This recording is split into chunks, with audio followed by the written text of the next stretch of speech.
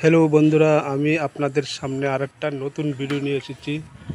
এই সে জলাশয়, আপনারা দেখছেন এই সে জলাশয়ের মধ্যে একটা কারেন্ট জাল মানে পেতেছিলাম।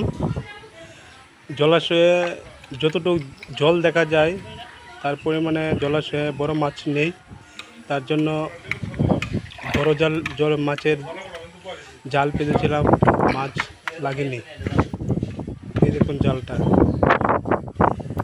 যদি এই ভিডিওটা ভালো লেগে থাকে আপনারা লাইক, কমেন্ট, সাবস্ক্রাইব করবেন।